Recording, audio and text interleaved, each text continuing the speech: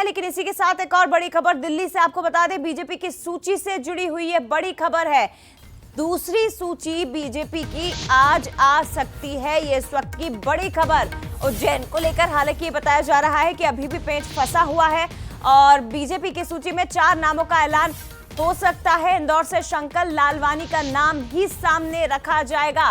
पहले इंदौर से शंकर लालवानी का टिकट कटने की खबरें आ रही थी, किसी महिला प्रत्याशी को उतारा जाना था, ऐसी जानकारी थी, लेकिन अब ये खबर है कि शंकर लालवानी ही एक बार फिर से रिपीट किए जाएंगे। बालाघाट से भारती पारदी, यहां से कोई महिला प्रत्याशी हो सकती है। छिंदवाड़ा से बंटी साहू का नाम सामने आ रहा है, जिसे टिकट मिल सकता है, और धार से सावित्री ठाकुर के नाम पर चर्चाएं काफी तेजी से। लेकिन उज्जैन को लेकर अभी भी पेंच फंस गया है, ये इस वक्त की बड़ी खबर है। सीधे रुक करते हैं, हमारे साथ इस वक्त executive editor Manoj Saini ji live जुड़ गए हैं।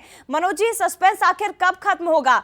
अगर आज सीटों का ऐलान होता है, क्या अभी भी सूची में सिर्फ 4 सीटों पर ही प्रत्याशियों के नामों की घोषणा होगी? उज्जैन को अभी पीछे रखा जाएगा? और अगर उज्जैन नहीं तो फिर क्यों यहां पर पेंच फंस रहा है? इसके पीछे की भी वजह बताइएगा।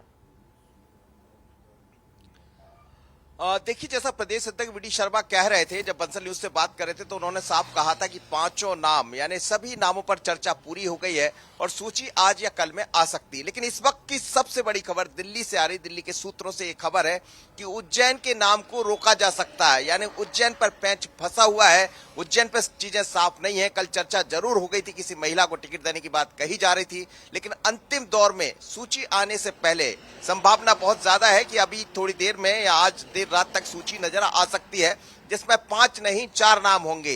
यानी उज्जैन पर रानी जाटवा का नाम था, उसके बाद मीना जोनवाल के नाम की चर्चा करें, अनिल फिरोजिया जो पूर्व के सांसद रहे, चिंतामणि मालवी, इन चारों नामों की चर्चा काफी तेजी से चल रही थी। लेकिन ऐसा कहा जा रहा था कि प्रभुराम जाटवा या फिर रानी जाटवा, उनकी बहू, उनको टिकट मिल सकता है। लेकिन अब ये खबरें आ रही है कि वहां से रुक सकता है, यानी उस पर पैंच अभी नहीं सुलझा है। अंतिम दौर में जो सूची तैयार होगी उसमें 4 नाम दिखाई दे सकते हैं।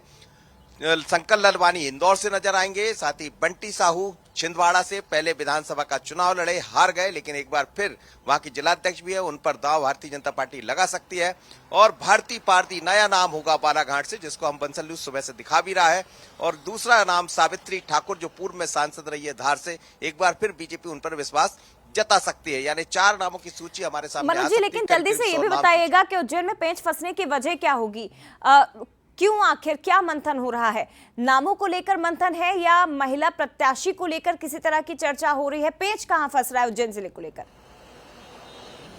नामों को लेकर वहां कुछ दिक्कतें आ गई है। मुख्यमंत्री डॉक्टर मोहन यादव भी वहीं से आते हैं, कई वरिष्ठ नेता उज्जैन से आते हैं, और इसीलिए शायद कई सत्यनारायण जटिया भी वहीं से जो कमेटी के मेंबर भी हैं। तो तमाम तरह की चर्चाएं चल रही है, लेकिन नामों को लेकर पेंच फंस गया, महिला या पुरुष, इसे लेकर कहा जा रहा है कि रोका जा सकता है। और ये मानकर चलिए कि 4 नाम दिखाई देंगे जिन नामों का हम जिक्र कर रहे हैं, पर उज्जैन में पेंच फंसा है और इंतजार करना पड़ेगा। शुक्रिया आपका फिलहाल जानकारी के लिए मनोज।